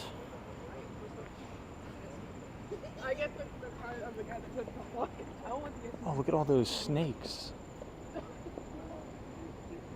Not a big fan of the snakes. Brawlic Kev says, Tom, do you have any political views? I'd say 3 or 4. Usually probably about 3 or 4 political views. I'm just busting your balls, of course. I have political views. I would consider myself a conservative. I'd say I'm a very conservative person. But I do tend to lean a little bit progressive on some social issues like smoking weed. I'm for legalization of weed, but I'm almost kind of a little bit walking that back because, I mean, you walk down any street in New York City and it reeks of marijuana. But I'm just a conservative guy, a very conservative guy. Yeah, Joe E says, do you remember the first time I went to Florida? I do. And it was amazing. It was just like, I was so impressed with what I saw. But again, that's because I like the tropics. Some people don't like, I mean, if you don't like warm weather, you are not going to like Miami. Okay, it is very hot and it is very humid. But that just so happens to be the weather I love. That's why I think I would do really well in Singapore, because Singapore is like Miami times 2 with the humidity.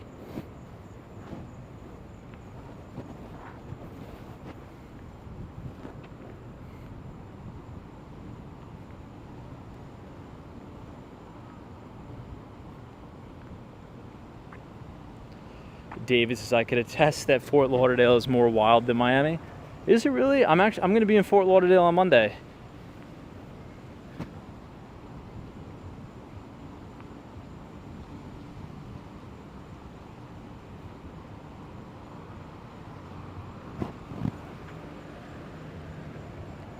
Jonathan from Florida says, Tom, I agree with you on the weather. You know, and Jonathan, another thing is, I really believe I've just been brutalized by the New York City winters. I mean, I told you, I used to work on the corner of Wall Street and Water Street in Lower Manhattan. And I used to have to wake up. Hello, sir. Oh, hey, good to see you. Hi, are you live streaming? Oh, yeah, we're just doing a live show here. Where are you streaming? Say again? Where are you streaming to? We're just kind of walking around doing a YouTube stream. Oh, really? What's your channel? It's called Walks on Wall Street. Yeah, we're just looking at the south of 5th neighborhood, just checking it out. You're doing IRL streaming? Oh, yeah, just What is it, south of Wall Street? Walks, so WALKS, and Wall Street. Yeah, feel free to join. Of course. Hey, very nice meeting you, man. Just visiting? Oh yeah, I just visited in Florida. I'm from New York, so just visiting. So I'll be here for like another few days, and then I'm going to be heading back. But I love it so far. I mean, it's great. I really am impressed by Miami. So, yeah. Yes, interesting. Well, I've been doing live streams in the hood, like in Liberty City. Oh, You okay. can feel free to possibly join us. I have a bunch of clothes to give away. And we're working with a local pimp. Her name is Reese, and she's good in the hood, so you're safe and everything. Right. We're kind of just like giving out clothes and like dressing up some of the hoes. We were trying to make them like healthier. Great. And, like just help out the place because there's this disparity between the upper class and the lower class, kind of like pushing them away and like, making them sick, and so they kind of just have to go. So in the meantime, maybe they'll get some food, some clothes, some Got dope. it. That's awesome, dude. I really appreciate what you're doing. It was a pleasure meeting you. Of course. My name is Thomas. Nice to meet you, man. JJ. JJ, nice meeting you, and God bless. Take care. Thank you for everything. All right. Good luck.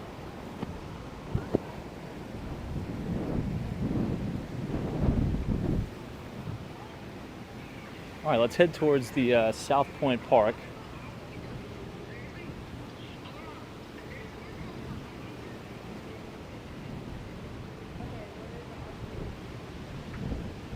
Look at this facade here.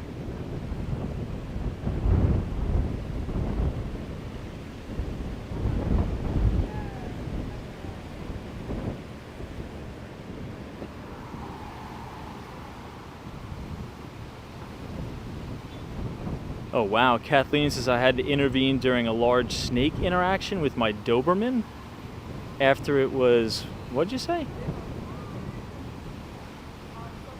Oh, your Apple Watch told you to go to the ER? Huh. Interesting.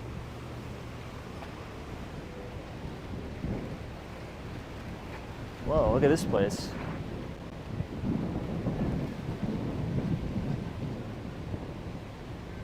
Al says, yeah, I mean, he's a nice guy. He's a good guy. Just like, I don't know. I don't like when people run up right on me and are right on me with, yeah, good guy. But time to go. Hey, Kaka Silva, good to see you. This is Tom. What do you think of Waymo? I think Waymo is good, but I like Tesla better. I think Waymo is currently, like, what is the volume of Waymo? They do 100,000 rides or something.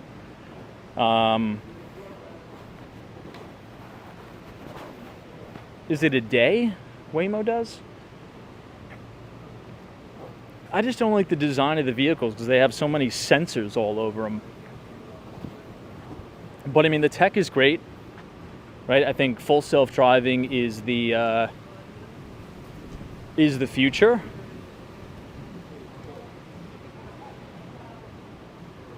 Oh, speaking of Tesla, look at this matte blue Cybertruck. But thank you so much for your support. I mean, if you want exposure to Waymo, you know, Google's Waymo.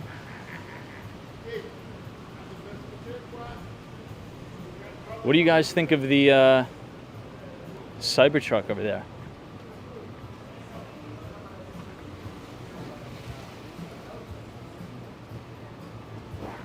I think this thing is sick. Thumbs up or thumbs down on the blue Cybertruck?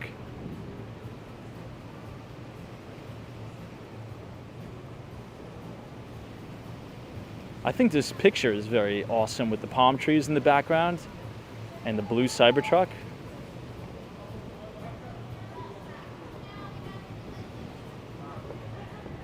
Ed Dunkel says you like it. I like it too. Let's see if the internet will work in South Point Park, because you'll be able to see, what do you call it?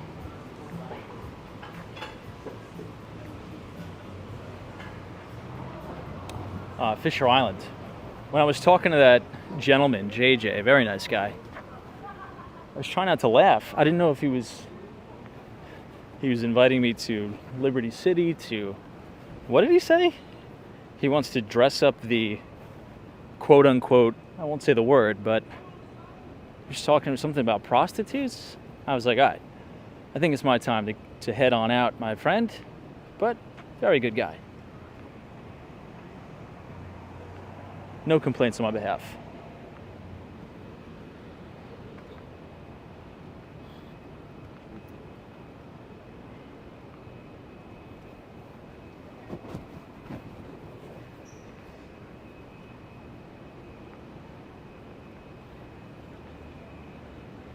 Tatted, he says I'm nice to everyone. You know.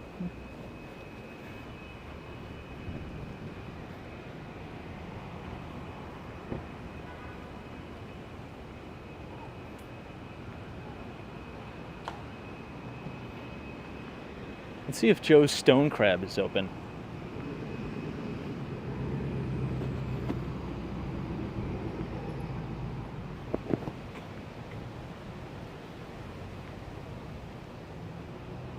Look at this Jeep.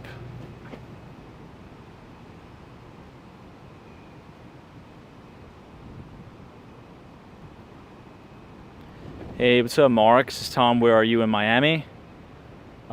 This is south of 5th, approaching South Point Park and South Point Drive, I think. Yeah, I think this road here is South Point Drive. And I think we were just walking down, what are we walking down? Ocean? I mean, it's so beautiful here. Just the landscaping, it's like the best. No, I haven't. Evelyn says, have you ever walked the Keys? Key West in particular? I've never been to Key West, and I really, really want to go. Never been to Key West, and that is on my bucket list. I'll just have to rent a car to go out there. I just feel as if I have everything I need here in Miami. You know, I go to North Miami, I shoot right down Biscayne Boulevard, I go to Wynwood, I go to downtown Miami, I cross over, I go all the way back up to Sunny Isles Beach. I feel like I have everything I need, so.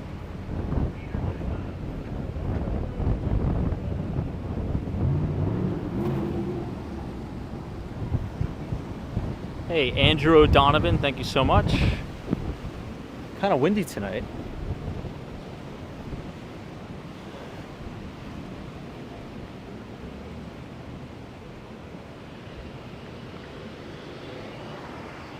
Zozo Bob says Key West is cool for the weekend. Yeah, I mean it's like it's really like a vacation spot. I mean, there's really nowhere to work. There's no office buildings, right?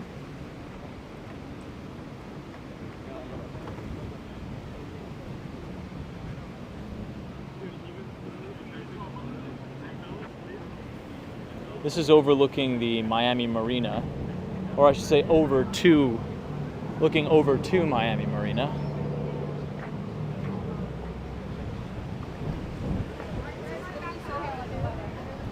Someone said Cyber Jeep. Yeah, I know. Yeah, we do. Oh, you want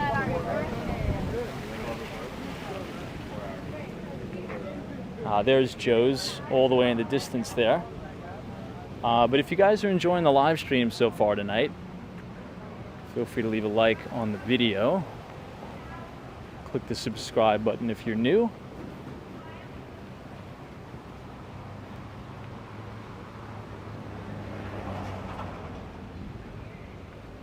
What do you think of this new development here? I think it has a pretty nice pool on the roof deck. I mean, look at all the balconies, the wraparound balconies.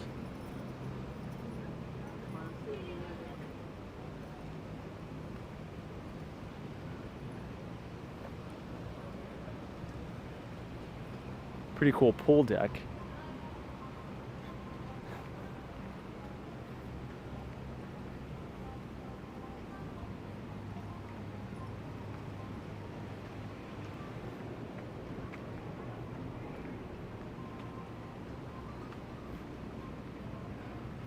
It's 11 o'clock at night, but I'm starving.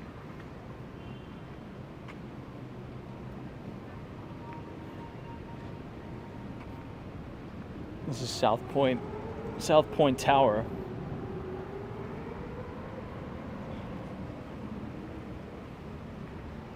Here's another look at the condos we just walked by.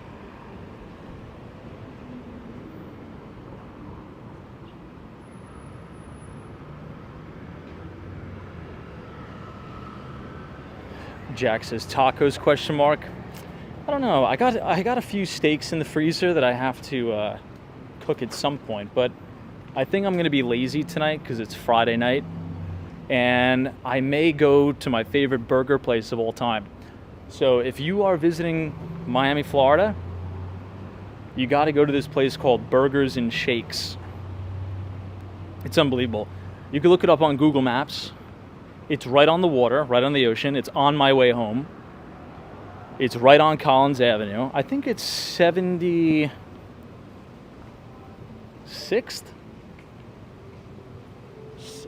Something like that. It's either 72nd or 76th Street and Collins.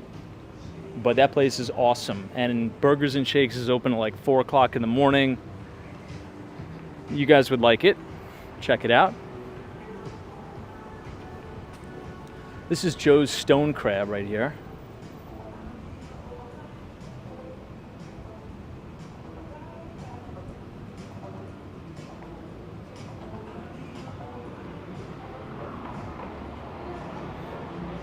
Thank you.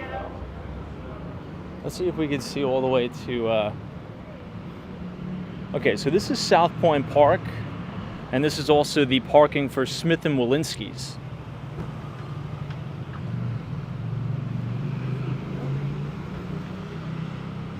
What do you guys think of this big condo here? I like the design, kind of how it fans out. It reminds me a little bit of the Turnberry Ocean Club in Sunny Isles Beach. Hey, Andrew, thank you so much for your very generous $20 donations. This is for calling gold, going to all-time highs this year. You called it in late 2023. Well done taking us around. Well, thank you for the support. I don't always make good calls, but sometimes I make a few. I do appreciate the support, and your $20 will go to my burger fund tonight. So thank you for supporting. It does mean a lot, and I'm glad that you're enjoying the broadcasts, and I'm happy you're here. Thank you very much. I'm getting like East Asian vibes from this tower. Is anybody else? I don't know why, but I'm getting like I don't know. Is anybody else like an East Asian? It reminds me of some of the architecture, like a little bit of the architecture, some of the modern architecture I saw in Korea, a little bit. I don't know what's doing it. I think maybe it's just the very, very front. Someone says it looks like a Japanese stool, Bangkok. Someone says it looks like Hong Kong.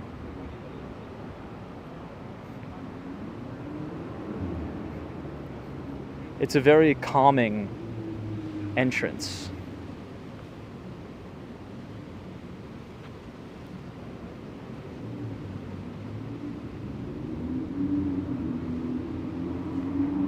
All right, let's venture into the park. Hopefully the internet holds up. But we are going to enter South Point Park, and assuming it's well lit, you'll be able to see Fisher Island, and you'll be able to see all of downtown Miami. So the 1000 Museum building, you could see the Aston Martin Tower. Now, what I'm most curious about is the following. I'm quite curious if we could see that big light all the way at the top of the Aston Martin residences. If you remember from our downtown Miami streams that we did a few days ago, there's always this massive beam of light on top of the Aston Martin residences. We'll see if we could see it tonight.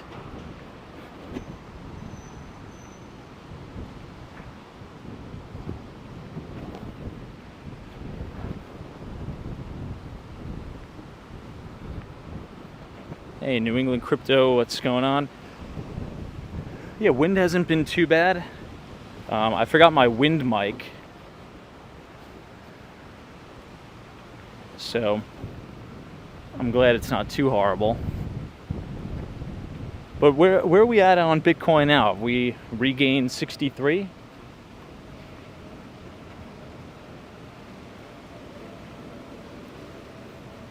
All right, everyone, welcome to South Point Park.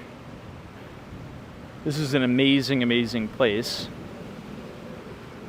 And if you look at the culmination of buildings in the distance here, that's Fisher Island.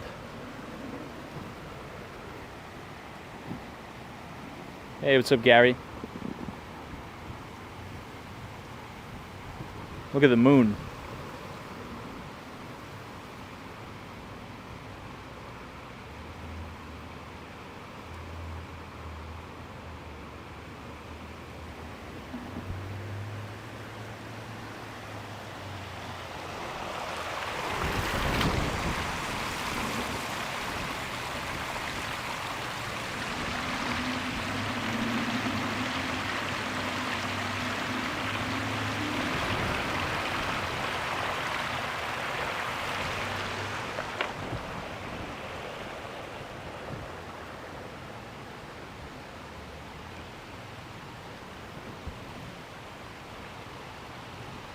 Wow, look at the view of downtown.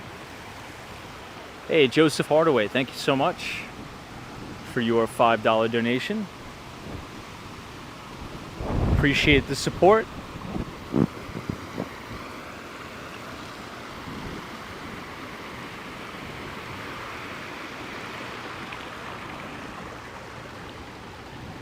Anyone spend any time on Fisher Island? It's really beautiful. I just think some of the buildings are a little bit old now. But Joseph Hardaway, appreciate it very, very, very much.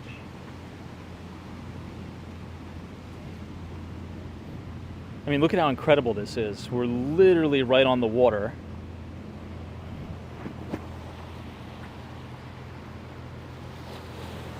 Beautifully lit all the way down. Let me see if you guys can hear the waves.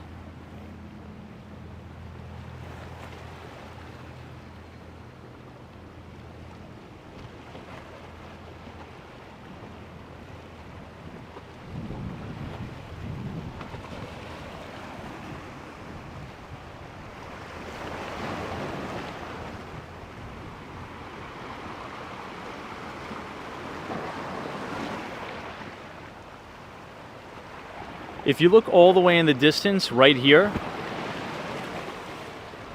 that is the Paramount Tower that we usually walk right in front of when we're doing our live stream from downtown Miami.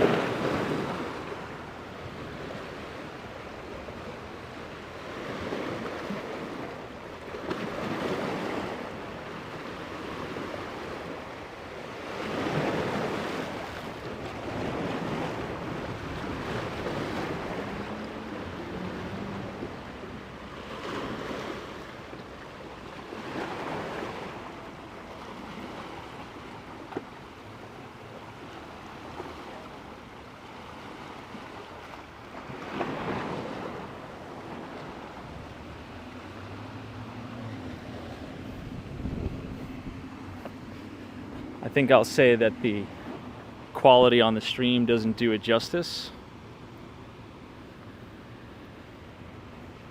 It's so beautiful here, it's unreal. Hey JJ, thank you for watching. Pleasure meeting you. I think that's you that I just met.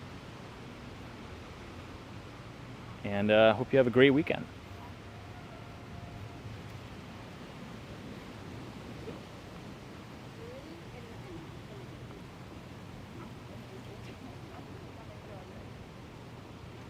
This is kind of the most iconic portion of South Point Park, overlooking Miami Marina. During the day, you'll see a lot of manatees kind of floating around over here.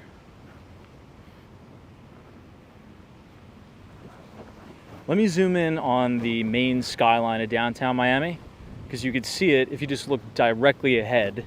It's a pretty cool view.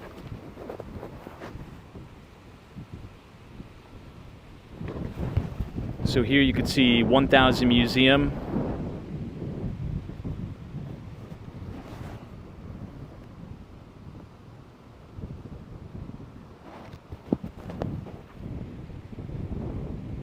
JJ says, look up, can we see you? Let's see.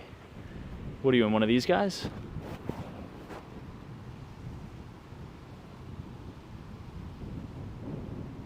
I don't think so. Or are you in this one? Oh, I think I heard you. Did you just scream?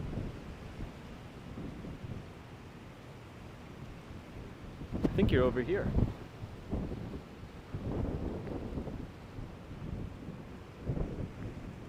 Well, you got a nice place. Oh, I just heard you again. Man, you got a nice place.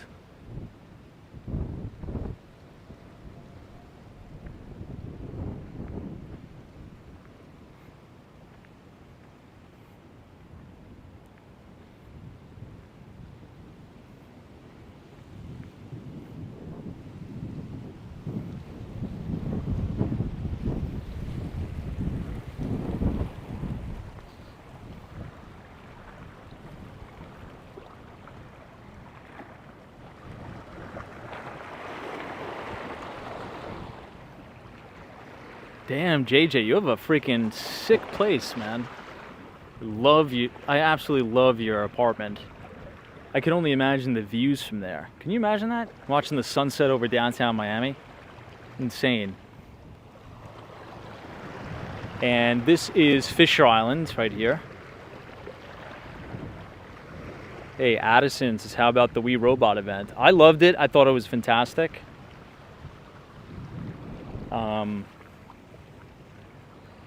I think you got a little bit of a peek into the future. There were a lot of Elon haters on like X saying that it was a fraud and it sucked, but I respectfully disagree. So this little, I don't even know what you would call this. Oh, that's JJ right here. Look at this. That's sick. Hey, JJ, we got you. That's so sick. Isn't that funny? Well, here's our good friend JJ with the corner unit, slamming corner unit with the sick view. Amazing. Wow. Beautiful apartment.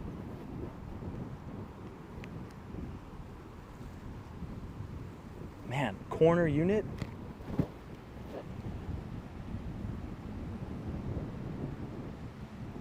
Stunning place. Love it. Yeah, but in this little spot right here, this is where I always see the manatees kind of floating around.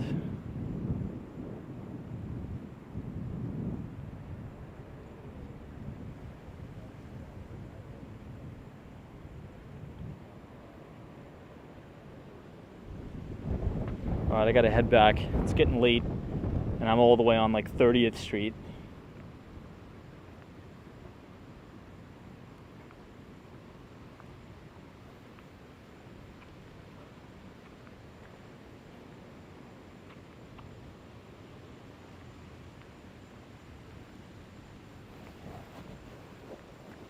What do you guys think of South Point Park? I mean, I love this place.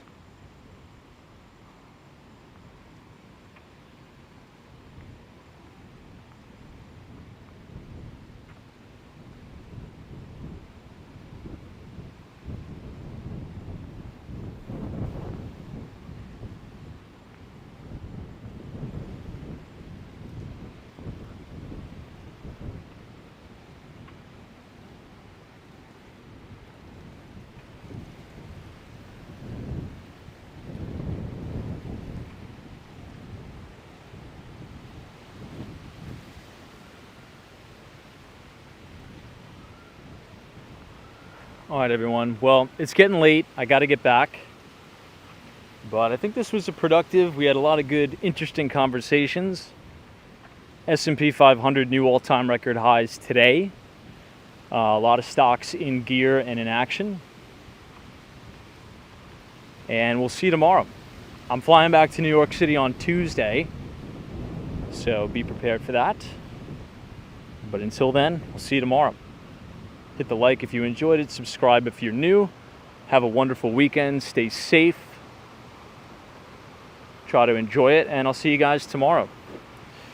D, J, JJ, thank you so much. Professor Dario, Joseph Hardaway, Travel BC, MBA Elias, Mark, Ivan D, Troy Atman, New England Crypto, all of our moderators. Alan, thank you so much. Patient Lobster, John, Zozo Bob. We'll see you guys soon. Signing off from Miami.